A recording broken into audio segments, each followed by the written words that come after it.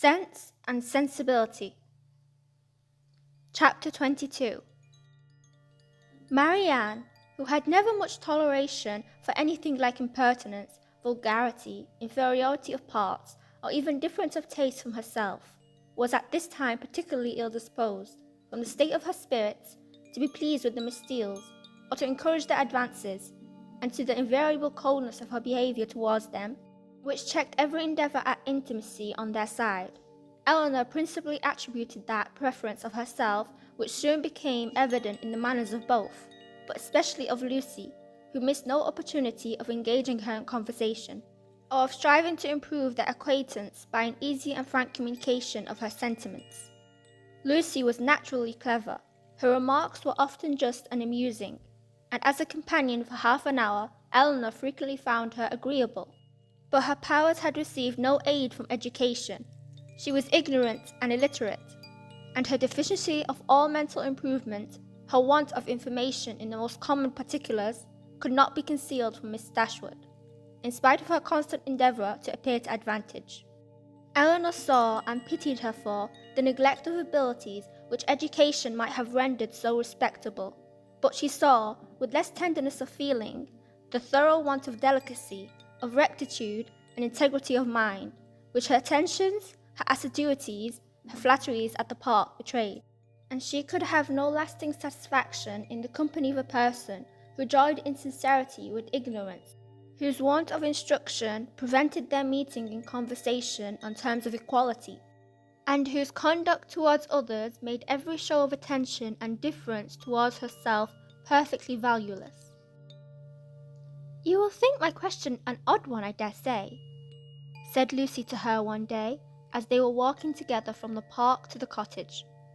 "But pray, are you personally acquainted with your sister-in-law's mother, Mrs. Ferrars?" Eleanor did think the question a very odd one, and her countenance expressed it, as she answered that she had never seen Mrs. Ferrars. "Indeed," replied Lucy, "I wonder at that, for I thought you must have seen her at Norland sometimes. Then perhaps you cannot tell me what sort of woman she is?" "No," returned Eleanor, cautious of giving her real opinion of Edward's mother, and not very desirous of satisfying what seemed impertinent curiosity. "I know nothing of her." "I'm sure you think me very strange for inquiring about her in such a way," said Lucy, eyeing Eleanor attentively as she spoke. "But perhaps there may be reasons. I wish I might venture, but however, I hope you will do me the justice of believing that I do not mean to be impertinent." Eleanor made her a civil reply, and they walked on for a few minutes in silence. It was broken by Lucy, who renewed the subject again by saying, with some hesitation, "I cannot bear to have you think me impertinently curious. I am sure I would rather do anything in the world than be thought so by a person whose good opinion is so well worth having as yours, and I am sure I should not have the smallest fear of trusting you. Indeed, I should be very glad of your advice how to manage in such an uncomfortable situation as I am. But however, there is no occasion to trouble you. I am sorry you do not happen to know Mrs. Ferrars." "I am sorry I do not," said Eleanor in great astonishment, "if it could be any use to you to know my opinion of her. But really I never understood that you were at all connected with that family, and therefore I am a little surprised, I confess, at so serious an inquiry into her character." "I dare say you are, and I am sure I do not at all wonder at it. But if I dared tell you all, you would not be so much surprised. Mrs. Ferrars is certainly nothing to me at present, but the time may come, how soon it will come must depend upon herself, when we may be very intimately connected." She looked down as she said this, amiably bashful, with only one side glance at her companion to observe its effects on her. "Good heavens!" cried Eleanor. "What do you mean? Are you acquainted with Mr. Robert Ferrars? Can you be?" And she did not feel much delight with the idea of such a sister-in-law. "No," replied Lucy, "not with Mr. Robert Ferrars. I never saw him in my life, but," fixing her eyes upon Eleanor, "with his eldest brother." What felt Eleanor at that moment? Astonishment, that would have been as painful as it was strong, had not an immediate disbelief of the assertion attended it. She turned towards Lucy in silent amazement, unable to divine the reason or object of such a declaration. And though her complexion varied, she stood firm in incredulity, and felt in no danger of an hysterical fit or a swoon. "You may well be surprised," continued Lucy, "for to be sure you could have had no idea of it before, for I dare say he never dropped the smallest hint of it to you or any of your family, because it was always meant to be a great secret, and I am sure has been faithfully kept so by me to this hour. Not a soul of my relations know of it but Anne, and I never should have mentioned it to you, if I had not felt the greatest dependence in the world upon your secrecy.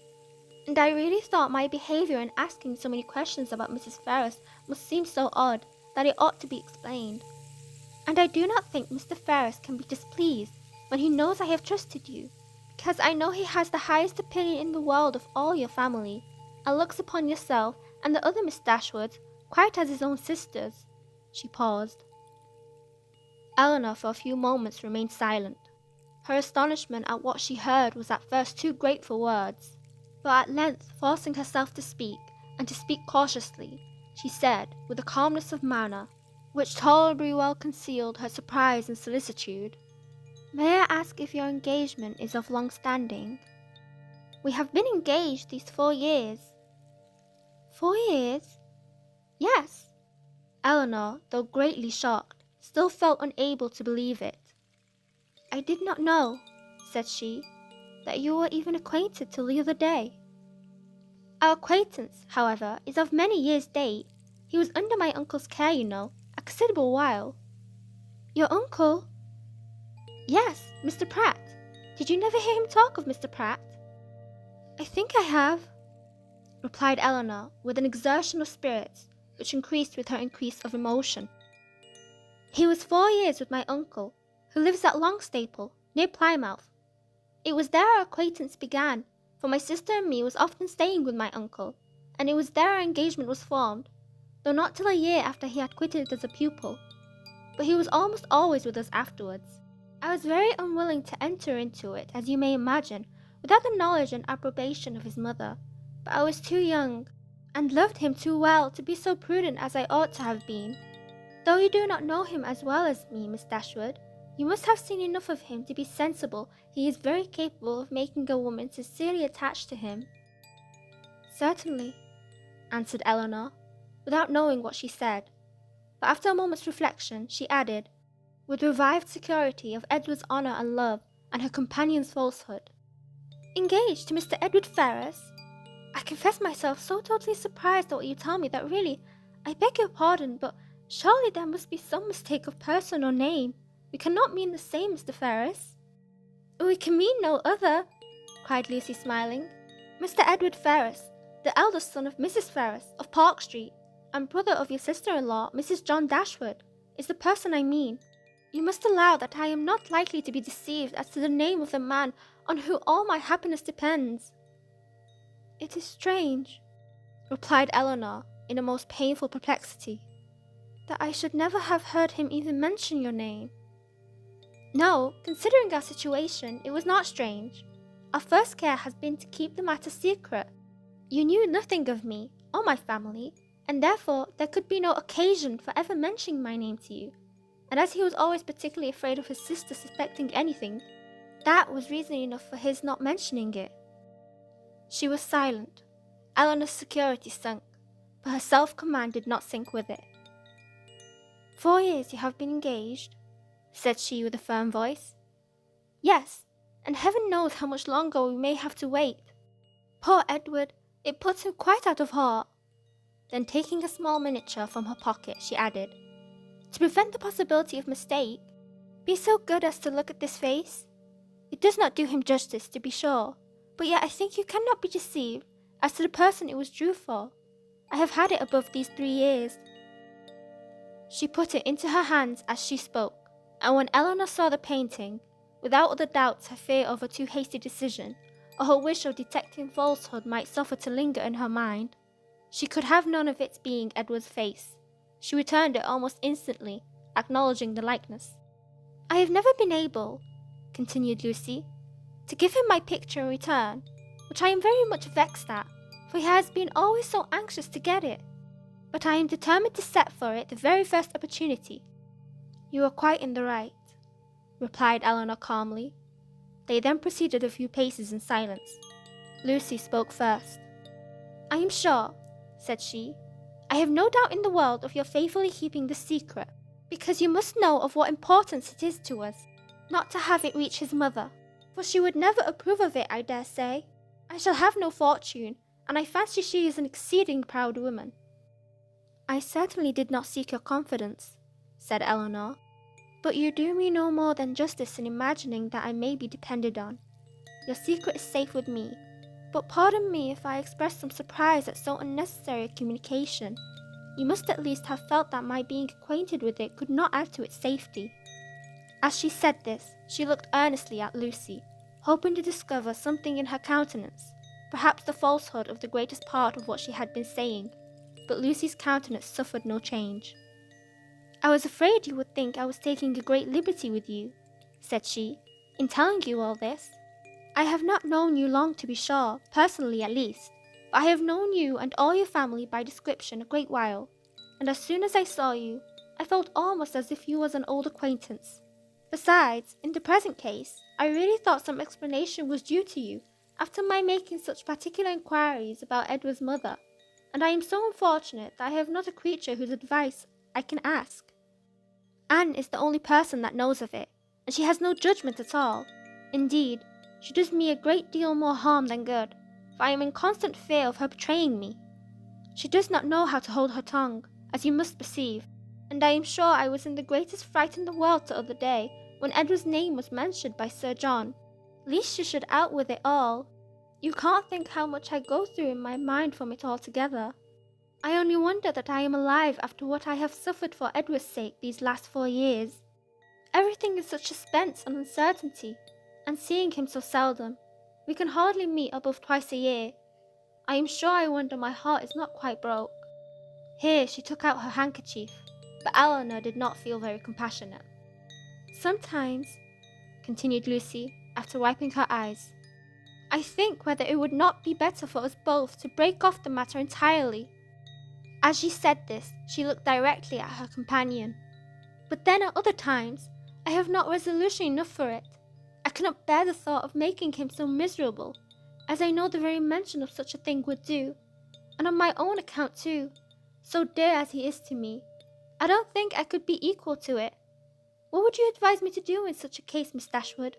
What would you do yourself?" "Pardon me," replied Eleanor, startled by the question, "but I can give you no advice under such circumstances. Your own judgment must direct you." "To be sure," continued Lucy, after a few minutes' silence on both sides, "his mother must provide for him some time or other, but poor Edward is so cast down by it. Do you not think him dreadfully low-spirited when he was at Barton? He was so miserable when he left us at Longstaple to go to you, that I was afraid you would think him quite ill." "Did he come from your uncle's then, when he visited us?" "Oh yes, he had been staying a fortnight with us. Did you think he came directly from town?" "No," replied Eleanor, most feeling sensible of every fresh circumstance in favour of Lucy's veracity. "I remember he told us that he had been staying a fortnight with some friends near Plymouth."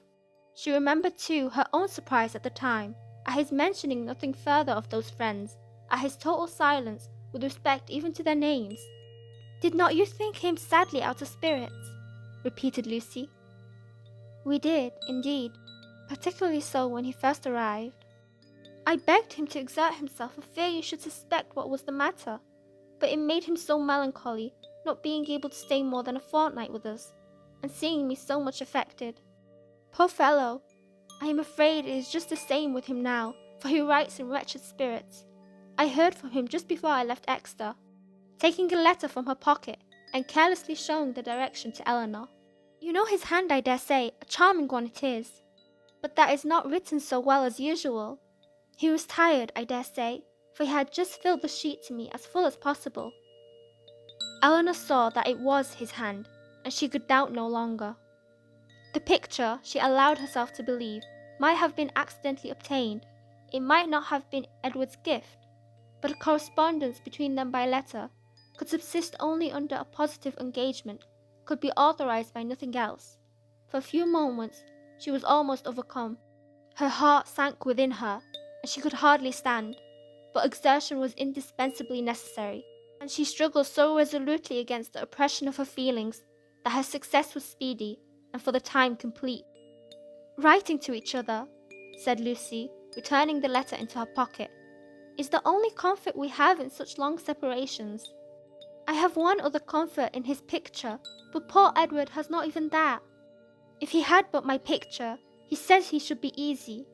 I gave him a lock of my hair set in a ring when he was at Longstaple last, and that was some comfort to him, he said, but not equal to a picture. Perhaps you might notice the ring when you saw him?" "I did," said Eleanor, with a composure of voice under which was concealed an emotion and distress beyond anything she had ever felt before. She was mortified, shocked, confounded. Fortunately for her, they had now reached the cottage, and the conversation could be continued no further. After sitting with them a few minutes, the Miss Steeles returned to the park, and Eleanor was then at liberty to think and be wretched.